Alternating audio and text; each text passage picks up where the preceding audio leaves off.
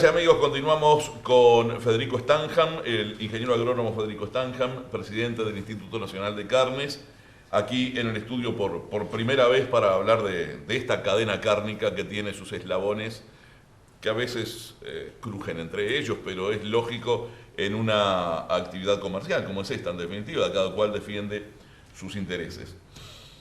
El instituto está para defender los intereses del Uruguay en el mercado internacional. Promocionar la carne, que se vea y se sienta que se produce de manera diferencial y con algunos atributos importantes. De esos atributos vamos a hablar después. Pero me gustaría hablar, como decía antes de la pausa, de esta competencia casi salvaje que se ha generado por mercados en los últimos meses, donde Argentina y Brasil, en reunión con el presidente de Estados Unidos, los propios presidentes de Argentina y Brasil, han jugado fuerte y se han jugado a ingresar a Estados Unidos con precios importantes y con facilidades importantes, en un país que es fuerte cliente de Uruguay, además. ¿Cómo se ve desde INAC esta situación? A ver, con preocupación por un lado, pero con una preocupación medida por otro. Si nosotros miramos los últimos 4 años o 5, tomando lo que va del 2015, encontraremos que el precio promedio al cual Uruguay exporta toda la carne vacuna anda oscilando alrededor de los $4.000, un poco por debajo de los $4.000, de manera sostenida. Eso refleja la situación del mercado internacional. ¿Y qué quiere decir eso? Que el mercado está con buena demanda, o sea, hay algunos mercados que están creciendo su demanda, básicamente los países asiáticos, y hay otros lugares donde hay problemas de oferta que están limitando la capacidad de atender esa demanda creciente. Entonces, en primera instancia, estamos con un mercado que está interesante, porque no hay una plena satisfacción de la demanda y no hay una saturación de oferta que haría caer los precios. Eso como primer tema. Obviamente, si entramos a bajar al detalle, Uruguay en algunos mercados ha actuado con menos presencia de competidores. Claramente en Estados Unidos, frente a los países del Mercosur, estábamos solos. Pero estaba Australia con una fuerte presencia, liquidando stock por un problema de sequía, o sea que había una presencia muy fuerte de Australia en Estados Unidos. De cualquier modo nos movimos bien. Nos movimos muy bien, con una cuota de 20.000 toneladas sin arancel, pero exportando por fuera de cuota de manera importante también. De manera que era un desafío importante para Uruguay vender con esos dos accesos bien diferenciados. Y por otro lado, Australia con una cuota mucho más grande que la nuestra en condiciones más ventajosas. En China algo parecido. Australia con una fuerte presencia en China desde hace mucho tiempo, también con una presión muy fuerte de oferta con china. Un acuerdo comercial fresquito, pero además con una cercanía que no tenemos, ¿no? Por supuesto que la parte logística influye mucho. Y por supuesto que Brasil, Argentina quizá no, porque no tenía oferta exportadora, pero Brasil entrando a China por el mercado fronterizo y no de manera directa al continente. Que eso también nos daba alguna ventaja en ese mercado. El hecho de que Brasil y Argentina regularicen el acceso a China, que regularicen su acceso a Estados Unidos, los pone con la posibilidad de llegar al mismo mercado que nosotros. Hay matices ahí. Argentina en realidad está con un problema de falta de producción. Argentina tiene que recomponer su stock para poder ser un competidor de temer, y que lo va a hacer, porque tiene mucho prestigio su carne y tiene una gran capacidad de crecimiento de su stock. Y de recuperación. Y de recuperación. Solo con proponérselo. Claro, no es solo con proponérselo. Bueno, y que generen políticas para... Exactamente. Para la tiene que cambiar la política sectorial, que hay algunos indicios de que podría cambiar, pero no está totalmente claro. Pero en esto hay que ser muy cauto. Hay que pensar que Argentina va a crecer en los próximos años, que lo va a hacer lentamente, que hay 2, 3, 4 años en los cuales va a ir creciendo y que es el tiempo que nosotros tenemos para trabajar con más libertad. Brasil, por otro lado, para entrar con una ventaja arancelaria como nosotros tampoco tiene una capacidad muy grande, porque no hay una cuota disponible para Brasil, entra por la cuota de otros países, tampoco es que tiene cuotas sin arancel como nosotros para un gran volumen de carne. Y entonces, si bien va a ser en el sector de carne de menor valor un competidor importante para Uruguay, no se ve como una gran amenaza en forma inmediata. Y en China, bueno, con Argentina sucede lo mismo, no tiene una gran oferta exportadora, y bueno, Brasil sí es un gran país productor, que su calidad de carne es bien, seguramente va a ser muy bien aceptada en China, de hecho ya lo estaba porque ingresaba por el mercado fronterizo, y con su entrada blanqueada y regularizada va a ser un competidor a tener en cuenta.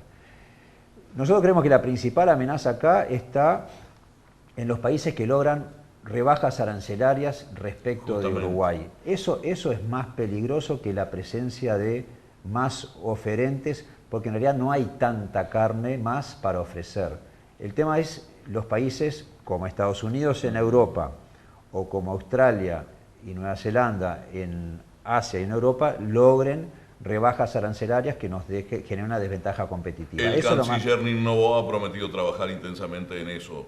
No tengo información de cómo se viene avanzando en esos temas de buscar bajas de aranceles o quita de aranceles, pero sería un tema fundamental, ¿verdad? Sí, el Instituto Nacional de Carnes, interactuando con las empresas exportadoras y con las gremiales agropecuarias, elaboró un memorando con una infinidad de oportunidades de mejora de acceso a los mercados que tienen que ver con mercados para trabajar en rebaja arancelaria, con mercados para trabajar en algún producto en particular para mejorar las condiciones de acceso, en mercados que lo que hay que mejorar es alguna barrera sanitaria o paraarancelaria que hay. Ese memo incluye muchos mercados, muchos productos, y la expectativa es que eso se vaya trabajando y que en un tiempo de maduración lento, porque estas gestiones son lentas, vayamos mejorando las condiciones de acceso y tratando de quedar más a rueda con lo que comentábamos hace un rato, que son los principales competidores que tenemos. ¿Cómo se viene trabajando con Japón? Bueno, Japón se han hecho todas las instancias administrativas, sanitarias, burocráticas, etcétera. Se recibió una misión hace poco tiempo y está en la instancia final para superar los últimos temas administrativos y que el mercado quede definitivamente abierto. Eso se va a dar en poco tiempo, no nos podemos arriesgar a decir en cuánto, pero es un mercado que va a estar... Se sigue trabajando de manera fluida. Sí, porque eso es todo un proceso que se van cumpliendo etapas, nadie deja dormir ninguna etapa y bueno, hay que irlas cumpliendo. Se había dicho que Indonesia tenía interés en volver a comprar carnes en Uruguay. También se ha manejado el caso de Indonesia, hay un tema ahí de lo que tiene que ver con la faena ritual, pero sí es un mercado que interesa, y hay muchos otros también que están en la lista de... Indonesia está incluido en el memorándum que se elaboró para el Ministerio de Ganadería y Cancillería de un mercado para considerar mejor acceso. Estamos hablando de las tareas de INAC en la promoción y la búsqueda de mercados junto con el sector privado. Tenemos la Expo Universal de Milán, donde se viene trabajando intensamente, ¿no? Sí.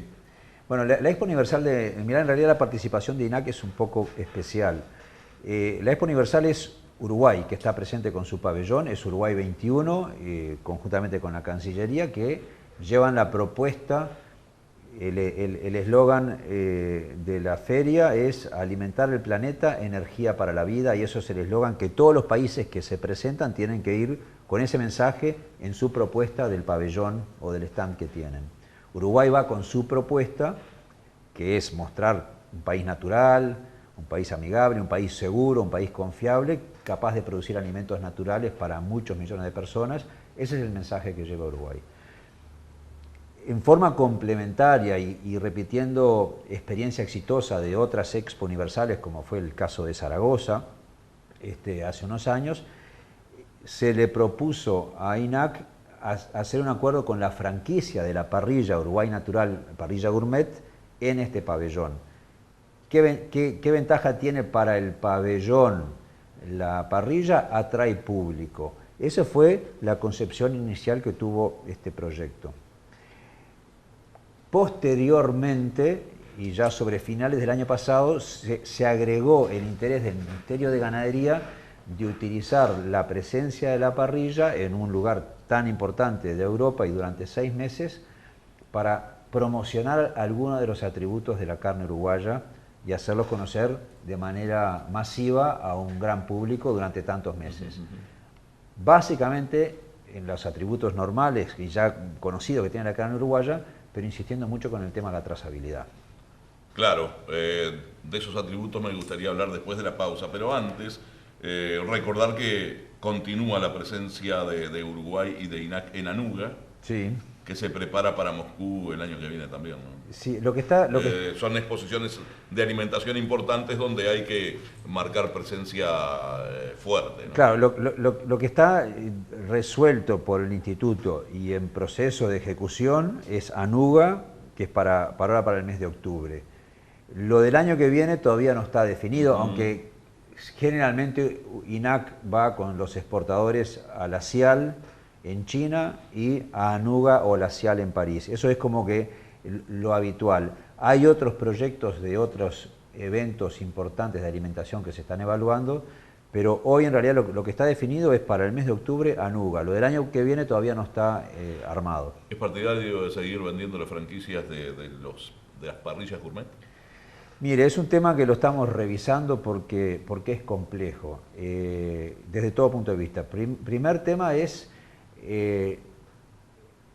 generar muchas franquicias requiere un trabajo muy importante de control de la calidad con la cual las franquicias están trabajando y de logística para abastecer la carne que esas franquicias necesitan.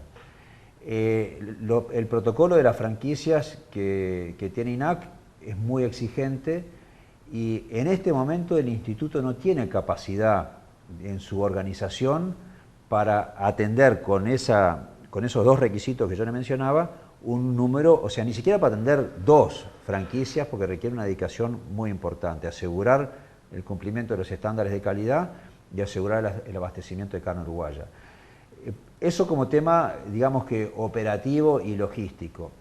Por otro lado, la herramienta de promoción en sí, que es muy interesante porque uno está llegando al consumidor final y es relevante, pero no es la única estrategia de promoción importante y en este momento se está analizando con los exportadores para priorizar cuáles son las mejores estrategias en el corto plazo, en el mediano plazo y en el largo plazo para trabajar, sea con el consumidor final o con el cliente, porque el cliente normal de los exportadores generalmente es un importador que después hace su trabajo comercial para llegar al consumidor final. Claro. Bien, usted hablaba por allí al pasar de los principales, de los atributos que tiene la carne uruguaya, dentro de ellos la trazabilidad. Hablamos después de la pausa. Muy bien.